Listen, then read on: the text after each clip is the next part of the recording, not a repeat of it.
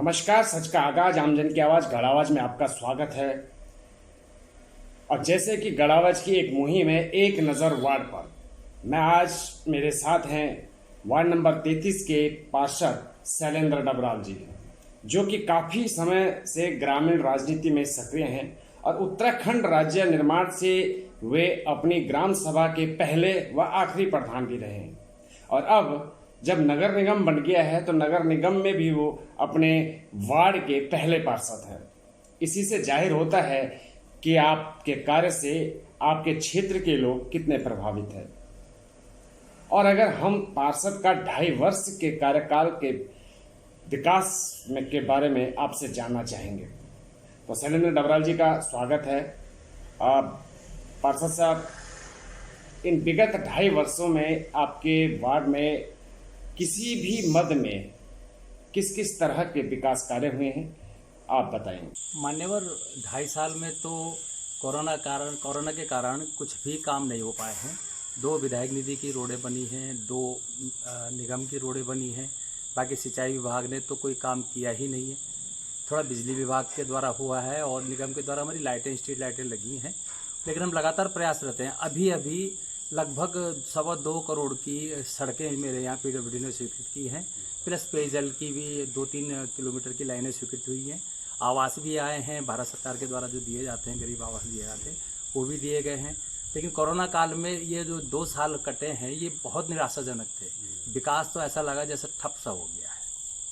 अच्छा, जिस तरह से पार्षदों का कहना है, कई पार्षद कई वार्डों में, जहां अभी मैंने 40 वार्ड से स्टार्ट किया था कि कोई काम नहीं हुआ, लेकिन आपके वार्ड में आप कह रहे हैं कि करोड़ों का काम हुआ है पीडब्ल्यूडी से और जल निगम से। हाँ बिल्कुल, कोई शक नहीं है। अभी मैं आपको लेटर दिखा सकता हूँ उत्तराखंड सरकार का, उसमें स्पष्ट आदेश हैं कि इस दरमियान ही ये रोडें बनने वाली हैं, जिसमें से 2 रोडें तो बन चुकी हैं। बाकी बनी हुई 5-6 रोडें जो रह गई हैं वो उसके लिए तुरंत ही तैयारी है। और पेयजल का तो हमारी लाइनें पहले स्वीकृत हो चुकी हैं और उसके लिए शासन का आदेश भी आ गया है कि बरसात के तुरंत बाद इन रोडों को बना दिया जाए। अच्छा, हमारे माननीय विधायक जी का क्या सहयोग रहा आपके वार्ड के? विधायक जी ने 2 विधायक निधि हमको दी थी, लगभग 10 लाख की 2 रोडें उसमें बनी हैं। उसके सिवाय तो कुछ ज़्यादा काम हुआ नहीं। आप कितने संतुष्ट हैं इस समय वर्तमान विधायक जी के कार्यों से? 50-50 है। ठीक। अच्छा, जो ये लालढांग चिलाखार मोटर मार्ग का जो बहुत वर्षों से मामला लटका हुआ था, अभी कहने में आ रहा है, सुनने में आ रहा है कि वो स्वीकृत हो गई है। क्या सच्चाई, कितना आप इत्तेफाक रखते हैं इस बात से? नहीं, वो नेशनल ग्रीन ट्रिब्यूनल से तो उसको ओके हो गया है और राज्य सरकार की प्राथमिकता में भी है। और मैं वैसे सही बात कहूँ आपसे तो ये माननीय हरक सिंह रावत जी की प्राथमिकता में है कि ये रोड किसी भी सूरत में, किसी भी हालत में बननी ही चाहिए। और इसके लिए जितना प्रयास उन्होंने किया है वो बहुत सराहनीय है और मुझे लगता है कि 6 महीने या साल भर के अंदर इस रोड ने बन जाना है। बहुत अच्छी है कि ये अगर रोड बन गई तो ये समझिए कि हमारे जो वर्तमान विधायक है और सरकार में मंत्री हैं, उनको एक बहुत बड़ा क्रेज मिलने वाला है। हाँ बिल्कुल, क्योंकि ये भावरकी और कोटद्वार की लाइफ लाइन है। हम बाया यूपी हम जाते हैं तो हमारा यूपी से एकदम पिंड छूट जाएगा। हम जो हम यहाँ से दूरी नजीबात की है उतने में तो हम लालढांग पार कर जाएंगे, गैंडी खातर पहुँच जाएंगे, तो हमारा टाइम की भी बचत है और कई चीज़ों का फायदा है। आप क्योंकि गंगा हमारी हरिद्वार में ही है तो यहाँ के लोग तो बहुत भक्ति वाले हैं, हर हफ्ते मंगल सोमवार जाते रहते हैं और उनके लिए बहुत ज़्यादा सहूलियत हुई है। जी, अगर नगर निगम की जो मेयर है वो कांग्रेस पार्टी की है और जो विधायक हमारे वो भाजपा के, तो इन दोनों का किस तरह से सामंजस्य जो है कि वार्डों के लिए है? नहीं, वो दोनों का सामंजस्य तो बना ही नहीं है, ईगो प्रॉब्लम है। और उस ईगो प्रॉब्लम के चक्कर में क्या हुआ कि हमारे क्षेत्र का विकास प्रभावित हो गया है। लेकिन जबकि दोनों जनप्रतिनिधि है, दोनों को मिलकर काम करना चाहिए था मेरे हिसाब से। वो पार्टी के हिसाब से नहीं करो, मेरे हिसाब से दोनों को मिलकर काम करना चाहिए था, जिससे क्षेत्र का सर्वांगीण विकास होता। आज भी स्थिति इतनी बुरी है कि आप देखो जिस रोड से आप आए कायदे से बन जानी चाहिए, इतनी पॉपुलेशन यहाँ पे, लेकिन नहीं बनी है। फिर कुछ एफर्ट मेयर करती, कुछ मंत्री करता तो शायद था कि जल्दी से जल्दी ये काम पूरे हो जाते, लेकिन वो विरोधाभासी राजनीति के कारण हमारी सब विकास सूली पर चढ़े। आपका अनुभव रहा है, आप पहले ग्राम पंचायत में थे, यानी कि आप प्रधान रहे और आज पार्षद है, कितना अंतर है नगर निगम और ग्रामीण क्षेत्र? बहुत अंतर है। हम लोग पहले डिपेंड नहीं होते थे, जहाँ पे ज़्यादा परेशानी होती थी हम पहले प्राथमिकता से उस रोड को या उस नाली को या उस पुलिया को बना देते थे। आज स्थिति उलट है। पहले आप बोर्ड में जाइए, वहाँ पे आपका प्रस्ताव पास होगा कि नहीं होगा, विरोधी आपका प्रस्ताव पास करने देंगे कि नहीं करने देंगे, क्योंकि हम सत्ता पक्ष के हैं, हम भाजपा के पार्षद हैं, तो हो सकता है कि कांग्रेस के मेयर हमारा प्रस्ताव पास ही नहीं करती। आज तक तो हुआ नहीं है, तो शायद आगे भी ऐसे होता। कुल मिलाकर के सामंजस्य नहीं बैठ पा रहा है। और अगर विगत 2022 में आप भाजपा या कोटद्वार या उत्तराखंड की राजनीति को किस रूप में देखते हैं?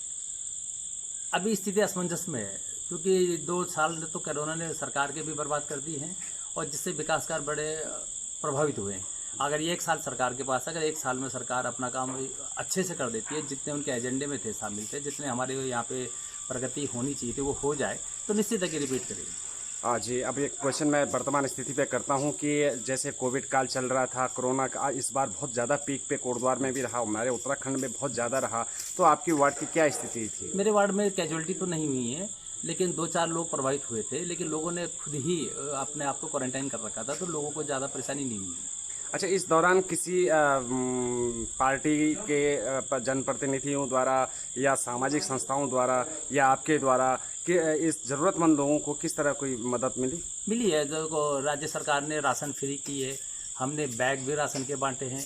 आजकल हम दवाइयाँ वितरित करें, लोगों को घर घर जाके दवाइयाँ दे रहे हैं। अभी भी मैंने दवाई बांटी, 5 मिनट हुए हैं, अभी भी दवाई बांट के आए हैं। और सरकार ने बहुत किया है, कोई शक नहीं है इसमें। एक आम आदमी से पूछेंगे तो आपको देखो, दिवाली तक राशन फ्री दे दी है। ठीक है, रोजगार प्रभावित हुआ है, वो तो सभी का हुआ है ना, चाहे इंडस्ट्रीज का भी व्यापार चौपट हुआ है तो हमारा भी हुआ, लेकिन किसानों को तो नहीं हुआ। हम लोग तो बेसिकली किसान हैं, हमारे तो देखो आप चारों तरफ खेती है, अभी धान की तैयारी शुरू हो गई है, सोयाबीन की तैयारी शुरू हो गई है, तो ज़्यादा प्रभाव नहीं हुआ है, लेकिन हमारे गाँव में कोरोना का ज़्यादा असर नहीं हुआ। अच्छा, इस समय जो है कि कोटद्वार जो हमारा बेस अस्पताल है, उससे बहुत शिकायतें लोगों को आई। क्या व्यवस्था चरमरा गई थी? तो क्या हॉस्पिटल की स्थिति तो बहुत खराब है, वो चिंताजनक है। ये बिना सोर्स के तो सुनते नहीं किसी की। ये मैं भी चला जाऊं तो ये मुझे अगर माना पहचानते नहीं है, तो हो सकता है मेरा को एडमिट भी ना करें। तो स्थिति गंभीर है, और ये शासन पे से थोड़ा नकेल कसनी। अच्छा, मंत्री जी ने बहुत बड़ा एक कोरोना काल में जो है कि हॉस्पिटल को बहुत एक वो बनने के लिए, एक हब बनने के लिए, एक मेडिकल की जो व्यवस्था है उनको और जो उपकरण होते हैं उनके लिए 5 करोड़ रुपए स्वीकृत करके दिए हैं। और उससे पहले भी उन्होंने 25 लाख रुपए विधायक निधि से दिया, लेकिन हॉस्पिटल में आज भी अभी भी किसी प्रकार का कोई कार्य नहीं हो रहा है। क्या कहेंगे? ये देखो, पैसे का तो जब तक विभाग के पास पैसा नहीं पहुंचता है, तब तक विभाग भी परचेज नहीं कर पाता ना, क्योंकि प्रोसेस होता है। 5 करोड़ देना अलग चीज़ है, लेकिन वहाँ तक पहुँचा कि नहीं पहुँचा ये भी सोचने विषय है। लेकिन जब पैसा उनके पास पहुँचेगा तो निश्चित है कि जो प्रभारी है, चिकित्सालय के प्रभारी हैं, वो परचेज करेंगे अपने हिसाब से जो नीड है, लेकिन किया जरूर है। और कोई आप जो है कि एक संदेश हमारे इस समय उत्तराखंड वासियों को या अभी तो मैं समस्त उत्तराखंड की जनता से एक अपील करता हूँ कि थर्ड वेव की जो संभावनाएं बन रही हैं, तो बच्चों को बिल्कुल संभाल कर रखें, और हो सके तो ज़रूरत के लिए ही घर से बाहर निकलें, नहीं तो बाहर ना निकलें। इस समय वार्डों की कोई ऐसी दिक्कतें, ऐसी समस्याएं या ऐसी कोई योजना जो अभी पूर्ण या जिसकी आवश्यकता है, ज़रूरत है? सबसे बड़ी समस्या इस टाइम, क्योंकि खेती, धान की खेती सर पे है, और नालियों की हालत बहुत बुरी है। सिंचाई विभाग बिल्कुल उदासीन है, कुछ भी काम करने को तैयार नहीं है, बोलने पर भी तैयार नहीं है। और मुझे कई जगह ऐसे क्षेत्र ऐसे दिखे हैं जहाँ पे नालियाँ जो हैं, केनाल की जो नालियाँ हैं वो क्षतिग्रस्त हैं, पानी जा नहीं सकता है, लेकिन सिंचाई विभाग के कानून जू नहीं देंगे। कई बार कंप्लेंट करने के बाद फिर काम करने को तैयार। धन्यवाद शैलेंद्र डबराल जी। और ये थे मेरे साथ वार्ड नंबर 33 के पार्षद, युवा भी हैं और बहुत पहले से जो है कि अपने क्षेत्र में लोगों की जन सेवा में लगे रहे और बहुत अच्छे कर्मठ व्यक्ति हैं। और आज उन्होंने समसामयिक जो हमारी चर्चा है उसमें उन्होंने सम्मिलित होकर के पूरे अपने संतुष्टात्मक उन्होंने जो है कि जवाब दिए हैं, और साथ ही उन्होंने कुछ समस्याओं के निदान के लिए भी निवेदन किया है, और सरकार पर उन्होंने अपना पूरा भरोसा जताया है। अच्छा कार्य हुआ है। वहीं नगर निगम पे भी उन्होंने उंगलियां नहीं उठाई, लेकिन कहा है कि सामंजस्य बिठाने में थोड़ा सा नाकामयाब रहे। और इसी तरह से हमारी भी ये मुहिम होती है कि हर वार्ड में क्या दिक्कतें हैं, किस तरह के जो परिस्थितियां हैं उनका निदान हो सके, उसके लिए हम यही हमारा एक आवाज़ उठाने का जो महत्व है वो सरकार, शासन, प्रशासन तक आवाज़ जाए, हमारी आवाज़ जाए, पार्षदों की आवाज़ जाए, जनता की आवाज़ जाए, यही हमारी एक मुहिम होती है। तो इसी के साथ महावीर सिंह रमन, गढ़ आवाज़, कोटद्वार, उत्तराखंड।